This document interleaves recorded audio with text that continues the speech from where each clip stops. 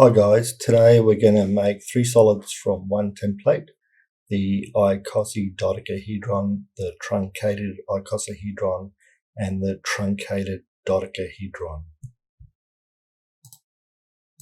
So I'm just going to start off with a spreadsheet just to put all the values in. So the important numbers are the dihedral angles, the diameter of the encasing icosahedron. So all three solids fit into an icosahedron, and the edge to edge diameter of that icosahedron is what we're going to input in here. And also we need to calculate the apex to apex diameter of the encasing octahedron as well. Okay, so the dihedral of an octahedron is a cos of -1/3. The pentagon is 180 minus a tan 2. And the icosahedron's dihedral angle is a cos negative the square root of 5/3. I'm going to set the icosahedral diameter to 100 millimeters. And then I need to input the golden ratio, which is the square root of 5 plus 1 all divided by 2. And then I'm going to multiply the golden ratio by the icosahedral diameter to get the octahedral diameter. I'll just firstly put aliases for all these numbers here.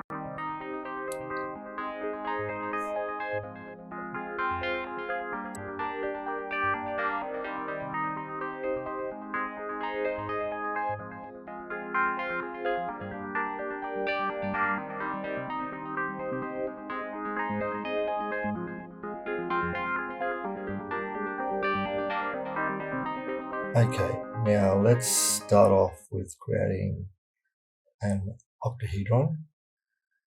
So we'll just place a sketch onto the XY plane, and I'm going to use a square from the polygon menu, set the center to the origin and the apex to the axes. Set the diameter to the octahedral diameter that we put in our spreadsheet.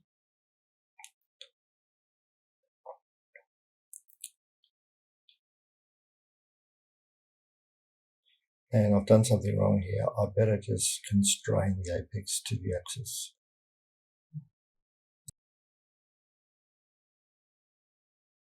Now let's pad this.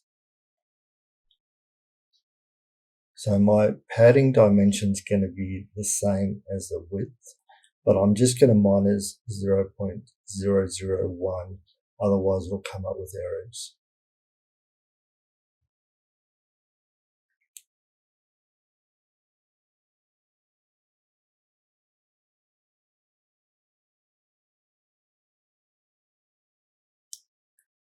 Okay, just make sure the padding is symmetric to the plane.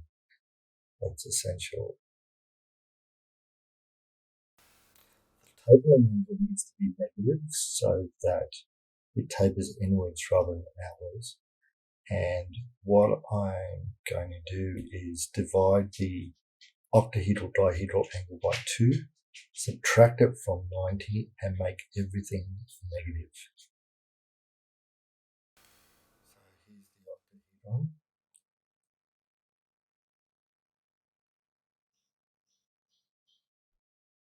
Okay, so let's just name this octahedron so we don't get confused. Now we're going to name the new solid prism, and I'll just hide the octahedron. So let's set the sketch to the XY axis.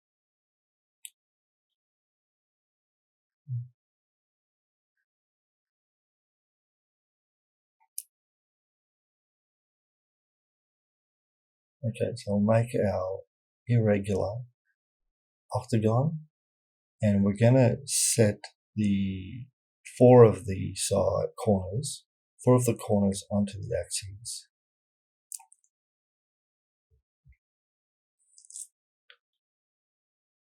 And then we need to make opposing sides parallel.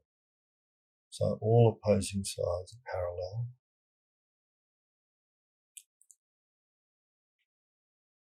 And we need to make sides adjacent to the axes equal, like shown. And now we'll set our angles. So the dihedral angle of a dodecahedron on the left,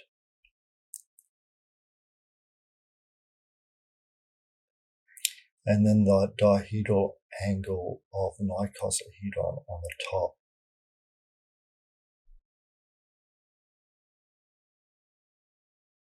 And now we're going to put a reference line.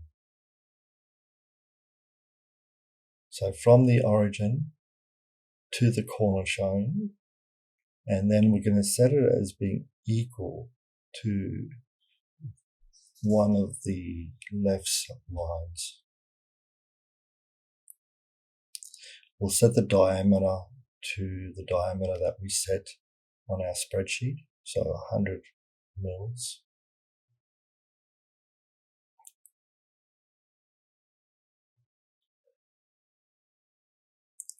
Okay, so that's that.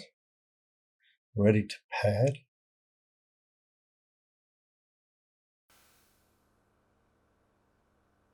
So let's pad this now.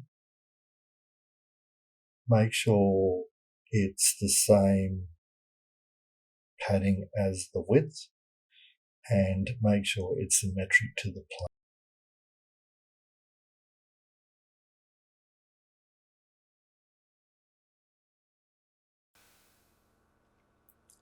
Okay, so we need to create two linked copies of the prism, and we're going to rotate them orthogonally. So rotate one copy by 90 degrees one way, and then twist it another 90 degrees on its face. And then we need to do the same with the other linked copy. So rotate 90 degrees and then twist by 90 degrees. Okay, now all we do now is we intersect all four solids. So select the icosahedron and all three prisms, and we go to the parts menu, and then we do a Boolean intersection. And here we go. So that is the icosidodecahedron.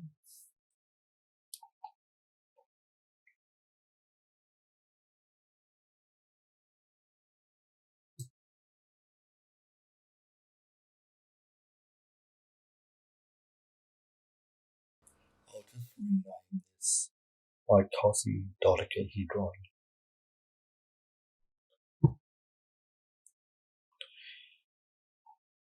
The rest of this is pretty straightforward. So we've finished our template, and now we're just going to make duplicates. I'll just change the color first. Just make all three solids a different color. So we're going to make duplicates of this.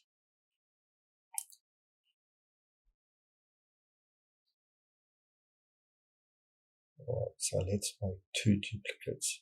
So this is our first one, and then we'll make another one as well. So at the moment they're occupying the same space. So we'll just push them apart.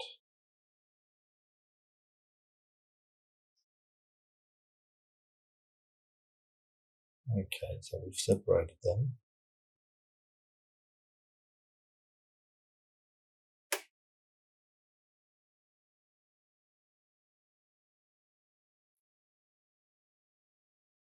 Alright, so let's change the second solid now into a truncated icosahedron. So let's get into the sketch.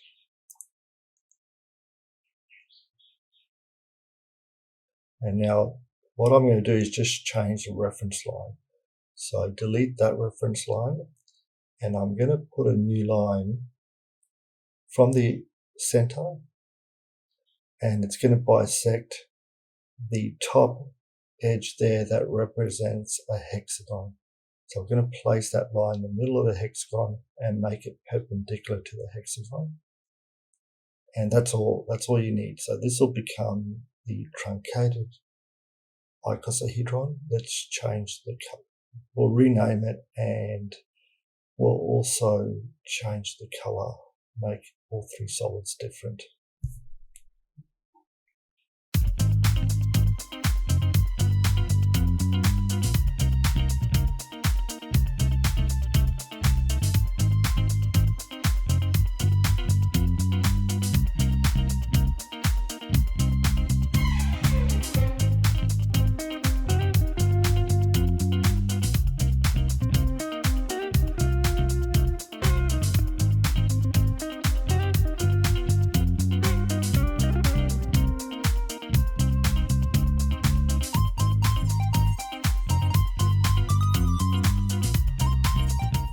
So now we're going to do a similar action on our last solid. So we're going to get into the sketch. Let's delete the reference line, and our new reference line is going to bisect that line there that represents a decagon. Okay, so let's put it in the midline, and then let's make it perpendicular to the face. And that's all it takes.